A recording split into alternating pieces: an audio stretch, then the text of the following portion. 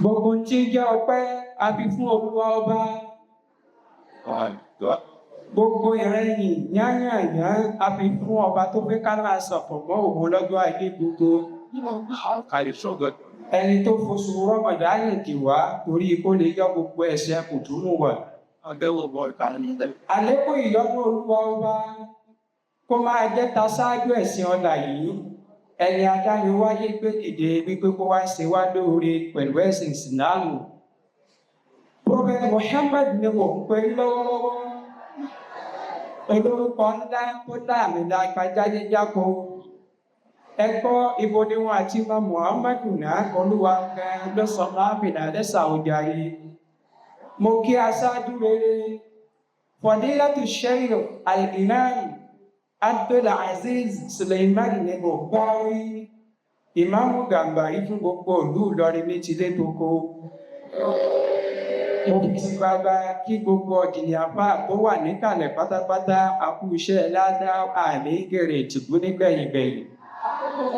Gbogbo wa ló kúkú yé wípé bí bá a sì ò bá ṣe láyé ń bí kò sí tí bá a láfẹ́ lá. Dr. Mahmood Danjuma Musa lolúwa fi ṣe sábàbí oríire tí gbogbo wa fi wà lórí ìkàlẹ̀. Dr. Mahmood Danjuma Musa Olúwa ló kúkú pè é ránníṣẹ́ lẹ́nu oyin fi ń tọrọ níbi gbogbo. Èyí kọjá wípé kò sẹ́ni ètè ń bẹ nínú kádàrá lẹ̀ nílò. Ìràwọ̀ ọ̀sán tó ń tágbàlagbà pé sí gbogbo ń tà àgbọ́rí tá àrírí ló ti wá kòdì ayé kan.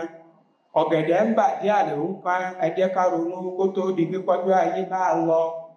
Wọ́n ní bí iná bá kú afẹ́ gbojú, bọ́gẹ̀dẹ̀ bá kú afọwọ́ ẹ̀rọ kò ní.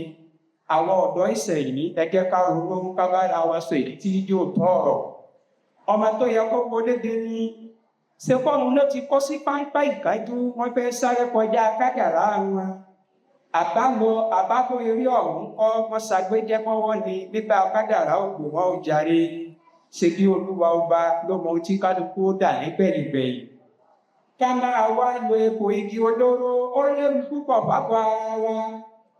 Ọ̀pọ̀ ló tiẹ̀ lérò wípé igbó mímu, sìgá fífà ságbárí àbí ká mu tí àmupara nìkan ní jẹ́ àsìlò òògùn. Ó jù bẹ́ẹ̀ lọ ẹ̀sùn mọ́ bí ká tó jọ fi mẹ́ẹ́mẹ́ẹ́ túkọ̀ òjò wò. Àìnímọ̀ tó kún nípa ọṣẹ tá a fi ń ṣera wa ní mú kálukú di dókítà àbàdì sínú ilé. Kàkà kí wọ́n gbé aláàárẹ̀ yọjú sí gbangba kí akọ́ṣẹ́mọṣẹ́ dókítà ó kò fínífíní. Irọ́ ni olúkálukú ló ti dá àjọpá ògùn sí yàrá ẹ̀. Ẹni orí ń fọ́ lásán. Alákàkọ̀ ní tòun ní kálábọ̀ ń wú. Ọdọjọ́ alẹ́ kálákòradà tó wà púpẹ̀rù ni kẹ̀kẹ́ ká rọra ṣe àìní ìdẹ́rù wájú sí rònà. Ìpànìyàn lọ́dún ló sì yí tó gá o ẹgbẹ́ ká sí ní agbájá. Ẹ̀dá aráyé àbáfọ̀rọ̀ lẹ̀ wádániwáyé ọba ọ̀gá ògo ọba tí ibi kádàrá gbé èèyàn. Mo fẹ́ dogún, mo fẹ́ dọgbọ̀n, mo tó fẹ́ jẹ tó jẹ lọ nínú kádàrá ní pé ká pààyàn ká fi ṣòro ká fèrè sí tuntun ọ̀la yóò dáa rárá ni. Ìwà ọmọlúwàbí kọ́ ló jẹ́ ká tó wá pé mùsùlùmí nìyàn. Ìṣẹ́kùrù ọ̀la ni wọ́n fẹ́ ṣe. Ẹgbọ́ sọ́fà nìkan kọ́rọ́ ilé kẹ́kùn kádàrá ẹ̀mí ni. Ayé ń kánjú, àwọn ọ̀dọ́ ń kánjú, wọ́n fẹ́ máa ṣẹ́kùrù ọ̀la. Ọ̀rọ̀ tó délẹ̀ yìí tẹnu kọ́ tètè bọ̀ nìkọ́ rárá àdánwò gbogbo òlu ni. Èyí tó tún wà nílẹ̀ yìí ojúlówó ọmọ Nàìjíríà èdè lẹ́fẹ́ ká ṣe.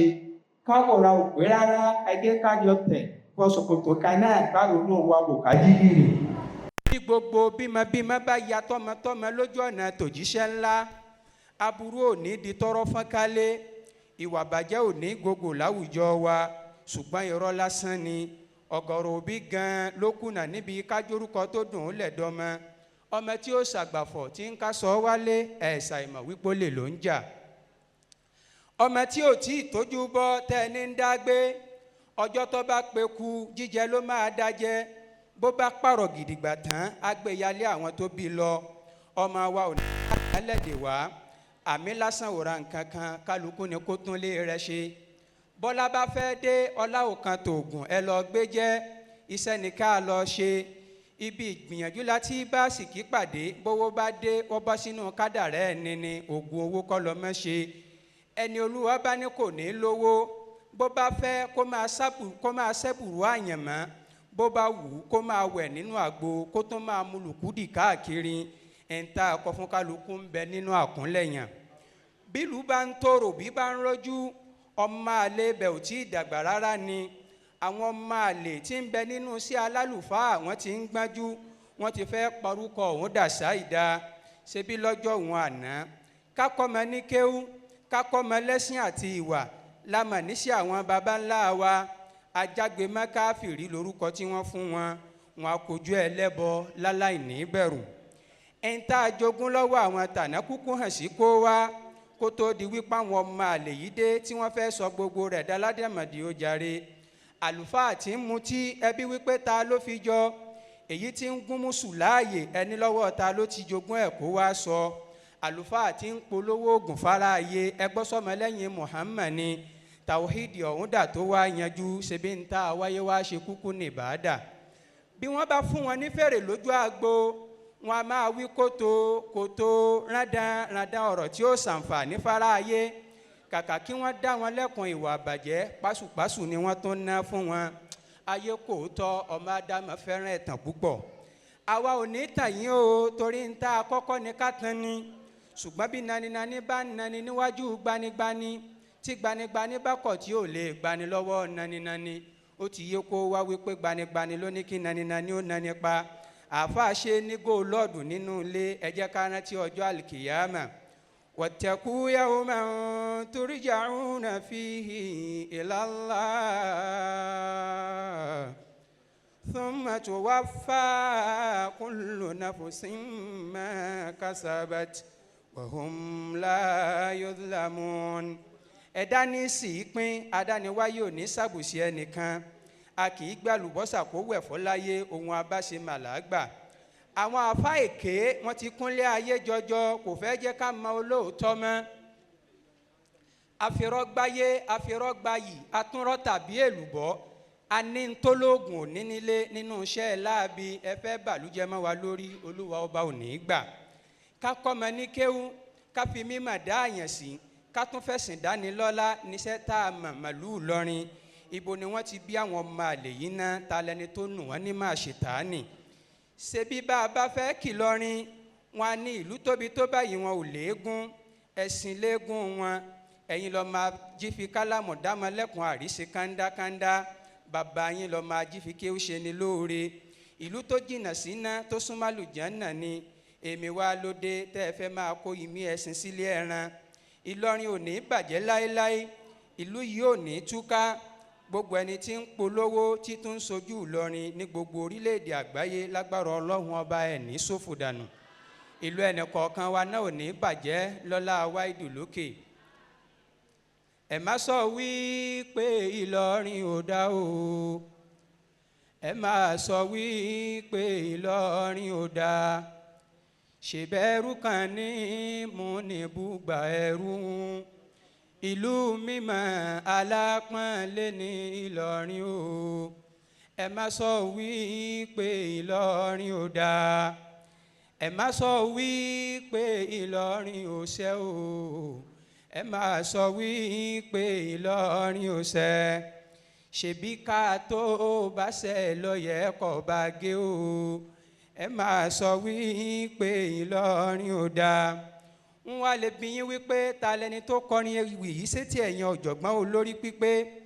Badmus Abdullahi Ọmọ́táyọ̀ Ìbàdàn ni mò ń jẹ́ Ìbàdàn nílé Olúyọ̀lé lọ́dọ̀ tiwa a kú ìtẹ́nu adẹ̀túkú òǹgbẹ ẹ̀mí wa ṣe púpọ̀ láyé lágbára Ọlọ́run ọba kájọ máa bẹ láyọ̀láyọ̀ hadha wasalaamu alaykum wa rahmatulahi wa barakatuhu. Kabirullah. Ẹ̀dá kan jẹ́ agbọ́lọ́run tóbi lẹ́ẹ̀kan sí i tá a bá dé ládé inú mi ó dùn púpọ̀ Allahu akbar kabir lẹ́nu àwọn àlùfáà wa gbà wọ́n ní àlùfáà tí ó kéwì yìí pẹ̀lú mímọ̀ kò kéwì lásán ó kà pé ọmọ kéwì àwọn àgbàlagbà lòun bí yẹn bá ń gbọ́ ewì yìí ẹ máa gbóòórùn pé àfáà lélẹ́yìí wọ́n lọ́rọ̀ ń jẹ́ oní àlùbáríkà la ilaha illallah. Kó tó di pé a máa lọ síbi àwọn ètò tí ọkàn a fẹ́ kí àwọn èèyàn ńláńlá tí wọ́n ń wọlé bá wa ńgbà tí à ń ṣe prógámù lọ́wọ́ àti àwọn tí wọ́n ti wà lórí ìkàlẹ̀ látòrí bàbá wa chairman àwọn alhaji Bọ́lá Abdulrazak Gold tí wọ́n jẹ́